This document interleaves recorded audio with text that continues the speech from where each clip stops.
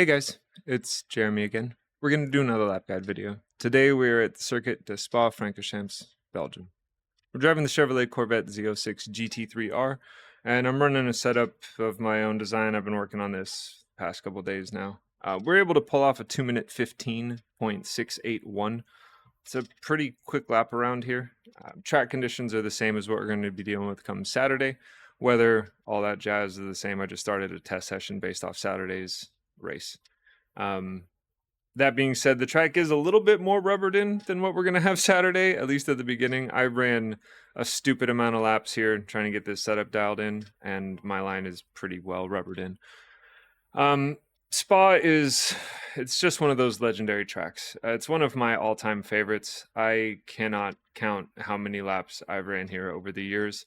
I'd like to think in all that time I've gotten quicker, learned a thing or two about what works and what doesn't work around this circuit.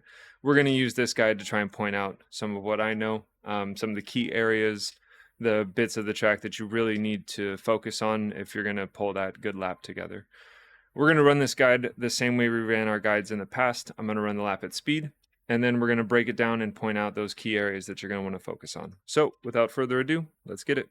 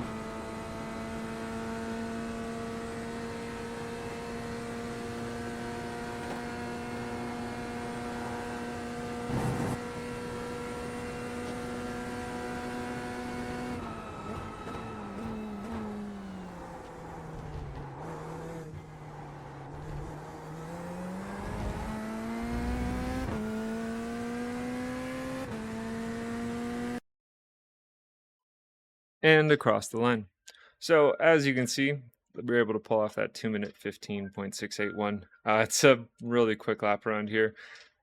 I didn't have too many areas of the lap. I really think I messed up. It was more so there's some things I could do differently with this setup to try and get it a little bit more compliant around certain sections. That being said, it's working enough now, so we'll just kind of leave it as is. Starting off the lap, you do need to get a really good run out of the bus stop. You can brake pretty late going in there, but you want to make sure that for that final left coming out of the bus stop, you're getting the power down nice and smooth, but you're deliberate with your throttle application. You do need to punch it to get a good run down the straight, but you don't want to break traction. Just something to keep in mind. Every good lap starts with a good exit out of the final corner. Working our way down the front straightaway, if you want to call it the front straightaway, pit row straight, I guess. We're going to keep the car down the left-hand side of the road here. For braking markers, we've got this black box that's used for like electronic display on the right-hand side. It lines up with the 100-meter board, more or less. It's just a little bit past it, but like your vision line, it's about the same. I use this black box as my braking marker for turn 1. And so as we're coming up to it, hard on the brakes down the left-hand side of the road. We're going down into second. Now, this is one of the most critical corners of the track just because as soon as you leave the La Source hairpin, you are flat for a very, very long time. Any speed you lose here is going to carry with you for a long time, all the way down to the end of the Kemmel Straight. That being said, any speed you gain here multiplies and keeps on compounding on itself, and you keep gaining that speed and time all the way down the Kemmel Straight. So it's important to get the power down, just like I said, coming out of the bus stop, nice and smooth, but deliberately. You want to be on throttle early, but not full throttle early. You kind of just need to coax the rear end of the car around this corner and ease it into its traction zone. You don't want to have too much dead time where you're just kind of floating around this corner, because it will cost you. Every little tenth, every little hundredth here adds up. A hundredth can become a tenth by the time you get down to the end of the Kemmel Straight. Feeding the car in nice and smooth. We're looking to kind of just almost touch that wall on the right-hand side, and you can see I'm on the power really early. We're feeding the throttle in here, and we can't see anything close to the exit of the corner yet. And that's what I mean. You need to be kind of deliberate but smooth with your throttle application. I go straight to 100% here just because I can see where my line is taking me through this corner. And you have a decent amount of road to kind of feed the steering out and let the car use the rest of the track if it needs to, just so you can open up your steering more and ease that acceleration on. That way you're not breaking the back tires loose. This next bit is pretty straightforward. We have our run down to Eau Rouge. Keep the car down the right-hand side. Don't touch the wall. Please try and avoid touching the wall. Your mirror is going to get knocked off. You're going to pick up a little bit of aero damage. Just don't. You want to get as close to it as you can, but do not hit the wall. Setting up Eau Rouge. I'd chop off pretty much the entire curb here on the left-hand side on entry. And then we want to avoid touching this curb on the right-hand side of the road. It's going to push you wide, and you'll most likely pick up an off-track, if not a slowdown, coming up over the top of Radeon. And so we're just working our way around that curbing on the right-hand side. And as soon as the road kind of levels out and you start to see some curbing on the left-hand side appear, like actual three-dimensional curbing, not just the painted stuff on the road, is when I straighten up the steering and just commit to running over that curb. You can see we've lined up with this raised, elevated bit of curbing here, and our steering wheel is straight, and we're just pointing straight at that. We even cheat back to the left a little bit. This is not an off track. This is not a slowdown. We've got our right side tires pretty much just on that white line, just over it, right? But it's enough to where we're not getting bit. You're flirting with disaster coming through here because the slowdown you do pick up will kill your lap. Not to mention if you're fighting with anybody, they're going to blow by you down the Kemmel. But you can gain quite a bit of time by straightening off this left-hander at the top of Radeon. From this point on, it is just flat out down the Kemmel Straight. Through the Kemmel curve, I keep it tucked down to the right-hand side. Technically, this isn't a corner, but it's got a name, so we're going to point it out. And now we're setting up the Lacombe chicane. Past the 100-meter board, I usually set up my braking either at or just after the beginning of this curbing on the left-hand side. And we're going to try and work the car down to third gear, but we're doing it nice and gradually. We're carrying a lot of speed with us here. Keep it down to the left as far as we can, and then I aim to chop off this exit quite a bit. I don't want to get my right side tires into the gravel, and so I'm aiming to keep my right side tires on that green bit of painted concrete just inside the curb. That curbing will help kind of guide the car around the corner, but you need to be mindful that the curbing is working the inside of your tire. So the car isn't the most stable while it's doing it. You need to be smooth with your steering inputs, nice controlled, deliberate moves with the wheel, and be ready with the brake pedal just in case you need to save the thing. Up over the curb, and then we chop off the entire curb on the left-hand side. We get our left side tires over it, and we're doing the same principle that we did on entry, but in reverse for the left-hander. So we're working our left side tires over the curb. Work the car all the way over to the left side of the road as soon as you get out of the Lacombe chicane, as far over as you can. I chop a decent amount of this apex off as well. It kind of depends on how well the car is complying after getting tossed around through the Lacombe chicane. But if you're able to get the power down, it definitely helps keep the back of the car pushing its way around the corner and negates a lot of the understeer you're going to pick up after that left, right, left nonsense. Sorry, right, left, and now we're going back right.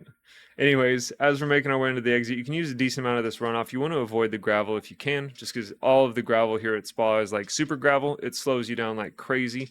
If you pick some up coming out of No Name, for instance, it's going to cost you almost a tenth or more before you get to Pouan, and that's a pretty short run down the hill. Making our way down to Brussels.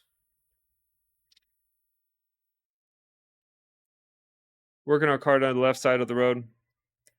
Trail braking, this is a really tricky corner because you want to trail brake deep into it, but because it's a downhill off-camber right-hand turn, the car naturally wants to wash out. The back end wants to come around on you, especially if you've got the brake bias back, and even more so especially if you've overheated your rear tires by sliding them too much coming through the Lacombe chicane.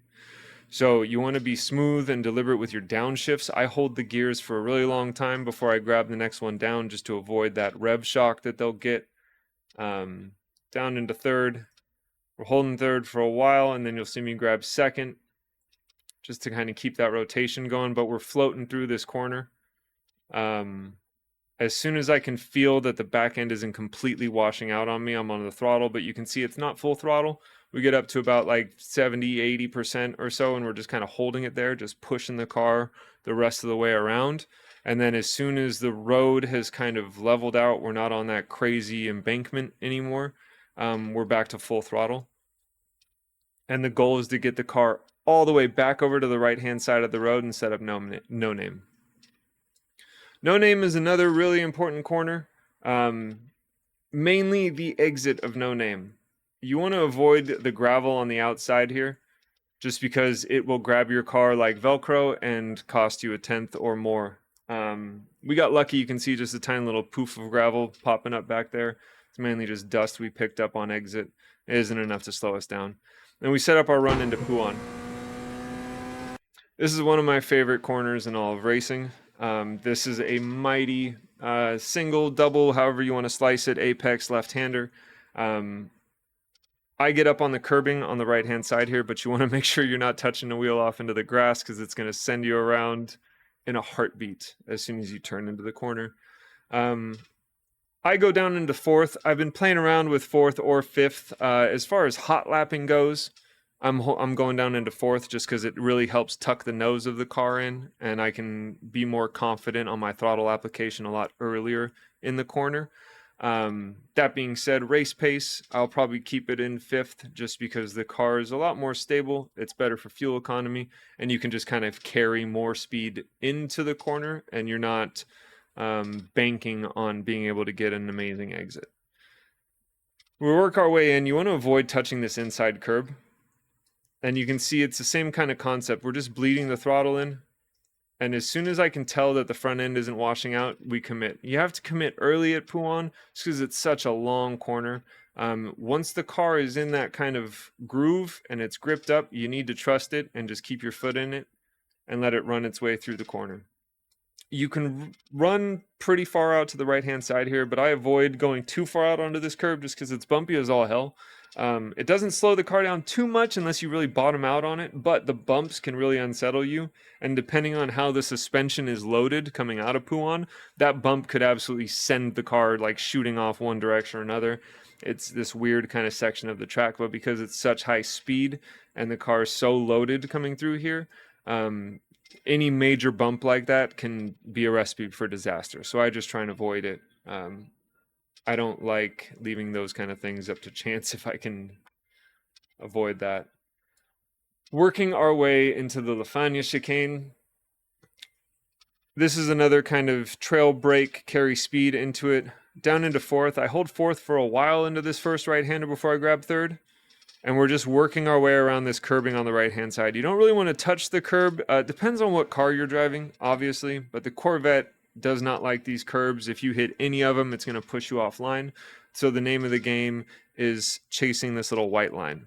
You want to flirt with this. You want to keep your right side tires on that line and almost like riding that kind of bit of the curbing where you can see the paint's been chewed off. That is the like ideal line I found for the Corvette, at least, just kind of rotating its way around the curbs, not so much attacking them.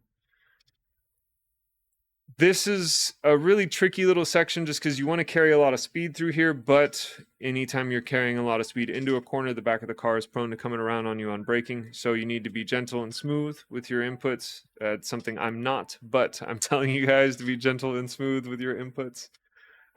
Same concept here. We're on the throttle. You can see that we're doing that kind of nursing throttle, just pushing the car through the corner. And then once we can tell that we've got the grip that we need, we're full throttle and just waiting to catch it if we need to on exit. Back over to the left-hand side of the road, setting up the right-hander campus.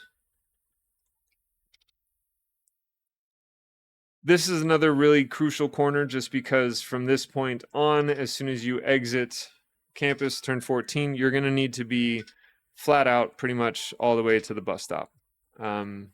I've found that braking a little bit softer and carrying some speed deeper into this corner before you commit to turning in is usually the way to go. I wait until the last possible minute really for my downshift. I've shifted a little early on that one, but it helps with that kind of rev kick that you get from changing gears just to push the rear end out a little bit more and force that rotation through this corner. At this point in the lap, your tires are a lot warmer than what they were at the start of the lap. They're not going to provide you with the same level of grip that they were through the first couple of corners. And so you do kind of need to adjust your driving style to compensate. And that's where that kind of late downshift aids in being able to get the back of the car angled the way you need it to be able to get back on throttle. You can see that we're doing that, nursing the car around the corner with the throttle. And then at this point, we're already back to 100% throttle. You can walk the car pretty far out to the left here, but again, you want to avoid this gravel at all costs. It's going to rob you of all of the time you gained your entire lap around Spa. If you run too far off into the gravel here, if you touch a wheel off in it at all, really, it's going to grab you and slow you down. I keep the car on the left-hand side here. I keep my left side tires pretty much on this green painted bit of concrete on the other side of the curb. And we're setting up a late turn in for Stavelot. This is another crucial corner just because Campus and Stavelot are like the make or break corners for the lap, because if everything you did leading up to these corners goes away, then what was the point of it in the first place, right? So you really need to keep it all together once you get this far into the lap. Once you commit to your turn in, keep your foot on it. The car is going to bounce. Well, the Corvette does, the NSX does. A lot of the cars I've driven around here tend to bounce when you really get them hooked in here. Just keep your foot up it and nice and smooth steering inputs, and she'll hold. Just be ready to back out in case it does wash out too far. It's usually better to back out a little bit than to run fully off into the gravel. And we're just working the car out to the left-hand side of the road. Just opening the steering up, trying to carry speed. You can turn the wheel more, but it's going to scrub speed off. And usually turning the wheel more doesn't make the car turn more at that point once understeer is already bit. So you kind of just need to modulate with throttle at that point if you are experiencing understeer coming through. But again, it's a crucial corner. You do need to keep your foot in it as best you can. Otherwise, you're going to sacrifice a lot of the time that you have gained, if you have gained, throughout the lap.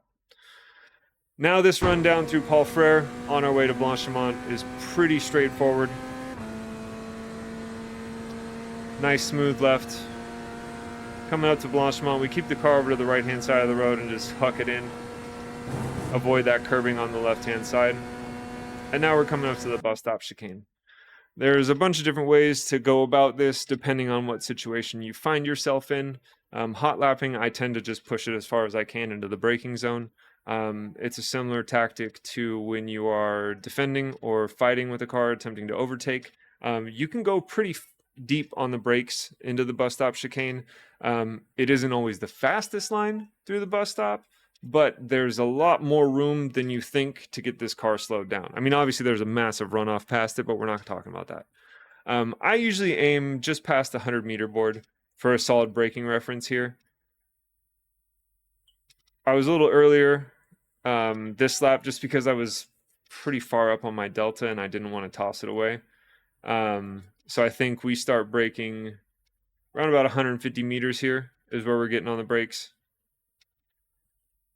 Keep the car straight down the left-hand side of the road. And then you want to aim, again, depending on what car you're driving, you can take this chicane a number of different ways. I've found almost all of the German cars can pretty much eat these curbs for breakfast, lunch, and dinner, and they don't notice it. The Mustang isn't terrible over the curbs. The Ferrari isn't the best. I found the NSX likes to just bounce its nose straight up to the sky like the Corvette. So it's just kind of a situational thing. Whatever car you're in will determine your best method of attack through the bus stop. The Corvette, like I said, hates the curb, so we're going to avoid them. I work it down the right here, around that first curb.